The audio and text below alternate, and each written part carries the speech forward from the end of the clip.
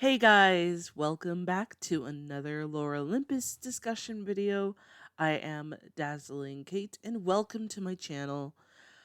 Alright, so the subscriber of today is Ninaverse01. I couldn't put the whole name in, so yeah. Now Ninaverse suggested that I talk about Persephone being a self-insert. Now this is really something I haven't paid too much attention to, but I do know that a lot of people do think that Persephone as a character is a self-insert of the writer, and I get it. Mostly due to the similarities of how Persephone is drawn with her short hair, and then, the artist has drawn herself as, as herself in one of her comic strips, whatever piece of art. And she also has short hair, and then you also have her having short hair in real life, and people are like, "Oh wow, she's a self-insert." Which I can kind of agree that there is a hint of self-insertness with Persephone's character. I'm not saying there isn't, because it does add to the ball of bullshit that I've seen added to Lore Olympus. Honestly, it is making a lot of sense too, considering how Persephone is always the one to get out of trouble, or someone else is to blame in the situation, which we have, five different characters to point the finger at if something problematic is going on with Persephone. There's Hades, there's Menthe, there's Demeter, there's Eris, and then there's Apollo. That's five people you can point the finger at and not have to point at Persephone. I feel like the only main reason they exist is to, deflect off of criticism off of Persephone, and you can just point the finger and say, well, technically it's Hades' fault, or it's Eris' fault, or whoever character you want to put in there to blame. Persephone can do no wrong.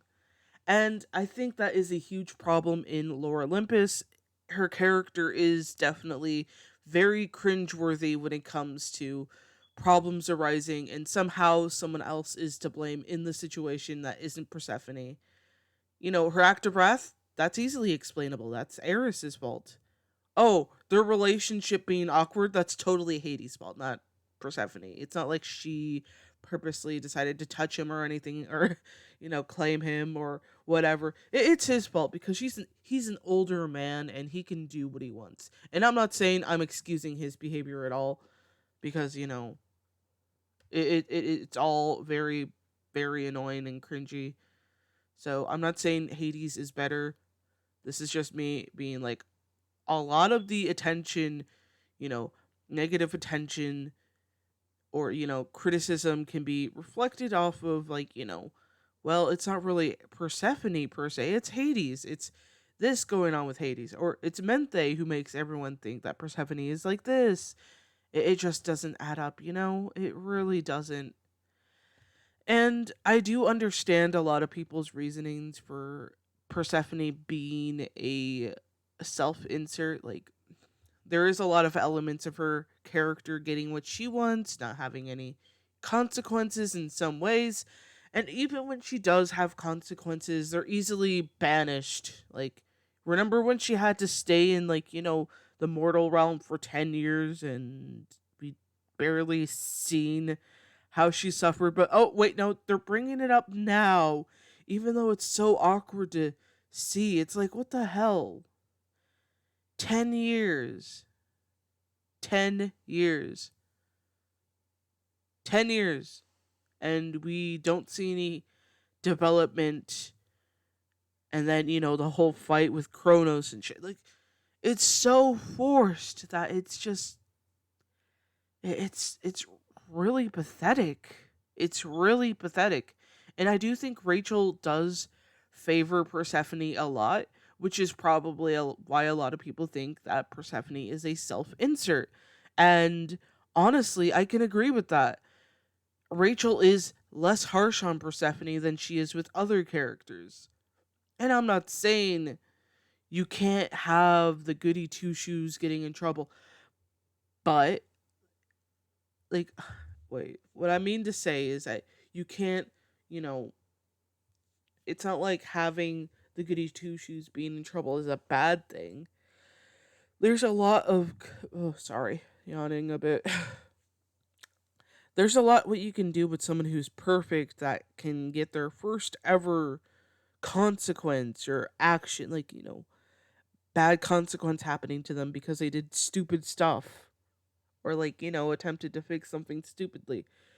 It comes back and bites them. We don't see that enough with Persephone, but the main excuses are, oh well, she's going through a hard time after what Apollo did to her.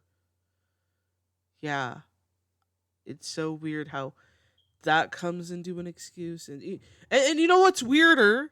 What's weirder is that there's other characters with other traumatic experiences, but who cares about them? It's all about Persephone. It's rather annoying to see. It's really annoying to see.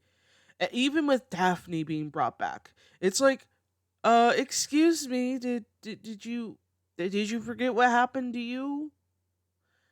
And yeah, there was that scene from 2020, I think, or it was 2019 to 20. Sorry, I keep saying 20. 219 to 220, where, it does feature them both seeing Apollo and they're both, like, freaked out by it. But it's like, it's so weird how inconsistent these characters can be, especially with what goes on with, like, others people's experiences, or, like, Daphne basically making Thanatos uncomfortable but to encounter his, father figure, Hades, again. But hey, we can't talk about that because, Thanatos was a bad guy, and I'm not saying he doesn't deserve a consequence to what he did. Hell no. It's just like, that's another, story for another video, which I will surely tell in the next couple of weeks because I need to talk about that. But the way that they treat, okay, so this is something that keeps occurring to me in, like, the theme of it, that men can do plenty things wrong, but they can't, deal with the trauma or whatever. But if it's a woman can they need extra attention because they've been through trauma, because they've dealt with emotional abuse, that kind of thing. It's okay to focus on the woman, but if it focuses on a man, it kind of feels flat. Like, does that make sense? And I don't know. It just, like, feels weird. And I think the only closest character I can probably compare, like, different types of abuse or, like, neglect in some ways is probably, like, Eros and I forgot his name. He's Hera's son. I can't remember his name. I'm sorry. But basically, those two generally have a lot of baggage there, but we don't really focus on them. And then you have Hades, who's, he's been through a lot, with his dad Kronos. But, here's the thing. Whenever he has a moment of, like, weakness or reflecting off of his trauma, if you remember the moment when he's, like, very affected by his father, and, he talks about it with Persephone, Hecate, and Hera. That happens a smaller amount of time than what we have to deal with, like, with other female characters. And I am not saying those aren't important. That is not what I'm trying to say. But what I'm trying to say is, why treat them unequally?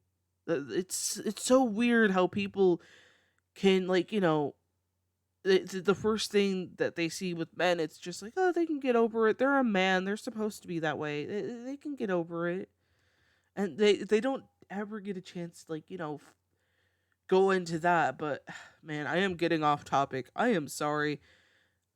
But if you guys have noticed the trend that the main only focus is Persephone's trauma, Persephone's, emotional, mental neglect from her mother, and just, overprotectiveness in general, You have all these issues of Persephone, but whenever we're introduced to another character's, trauma or, abused past or whatever, anything of the sorts, it's all swept under the rug because it shouldn't matter.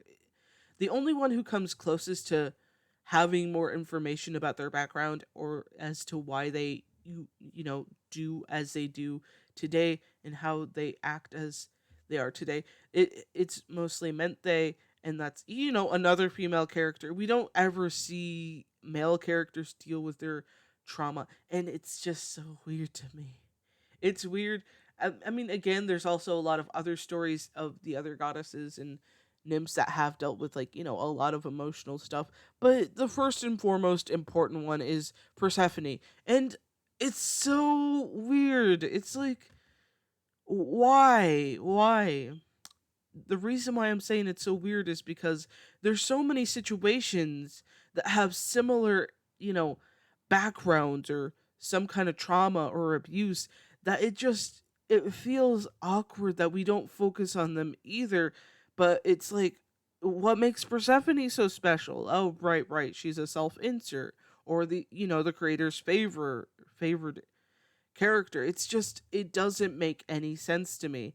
And whenever you introduce those elements of abuse or neglect or anything of the sorts, you got to play it, you have to play it with a serious hand and a serious, like, mind. You can't just be like, well, these characters were also neglected or abused or anything else of the sort.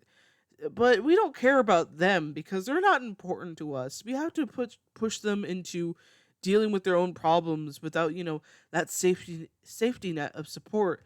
And if you, like, noticed that, like, trend with what happened with Daphne and Thanatos, it's so freaking weird how she's Daphne as a character. I could go into another video about her. I've got a lot of Lore Olympus videos I got to talk about because, well, a lot, I mean, not videos, but characters I have to dive into because there is a lot going on.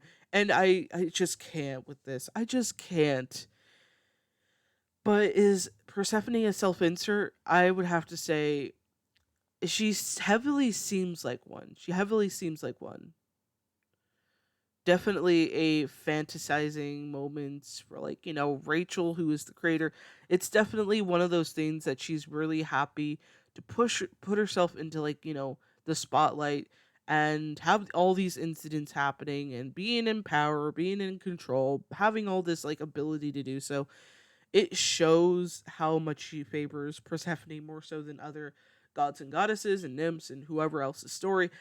It shows a lot, and it shows how not so well she connects with the Greek mythology. And I'm not saying it needs to be 100% accurate to everything of the Greek mythology. I'm just saying it needs to have, we need space and time away from Persephone. I think in this case, since it's like, it's not called Persephone in Hades, it's called Lore Olympus. And with Lore Olympus being, as it is, a story about all these Greek gods and, nymphs and such in a modern setting, you should at least give us time and space away from characters to, see what is intertwined into the plot with all these other characters. And it just seems like, Rachel favors Persephone way, way too much, and we're getting all this unnecessary plots and unnecessary changes and stuff that really don't add to the characters at all. They Even when something big happens, like a 10-year gap, which shouldn't be a big gap to begin with, it's like a fucking walk in the park. It's just like, oh well, who cares? Oh, now they're back together. It just took them less than 5 episodes. Oh yay, congrats. Or 10 episodes. I don't care. I don't care if I'm being accurate or not at this point. If Rachel's not going to be accurate, I'm not going to be accurate about how many episodes did it take. It didn't take any time for them to get fucking back together. And the thing about that kind of thing, when you introduce that element of separating them, you have to give it a dramatic flair. You don't just go ahead and go like, oh, well, they'll be back together in like like a couple of weeks from now, and then nothing, or a couple of months. I don't know. Less than 2 months, if that adds up. It really annoys the hell out of me when this happens. And it's just like, why did I spend all that time and energy on this character and only for them to slap me in the face with, "Oh, well, I'm perfect. I'm always perfect." And that is another flaw of Rachel's writing, is that Persephone is too perfect. She's way beyond perfect. And even when she has a flaw, it's always pointed at, like, Hades is the one at fault here, or Menthe, or it's Demeter, or it's Apollo, or it's Eris. Like, you have those five characters to point the finger at if something were to happen to Persephone in a negative way. She could just point the finger and say, well, it's their fault. So, yeah. Anyways, guys, that is all for this video. I really have not much else to say other than that. I don't really think it's a bad thing to have self-inserts. There have been good characters who have been self-inserts. Maybe not main characters, because with main characters, you don't want to give the audience that.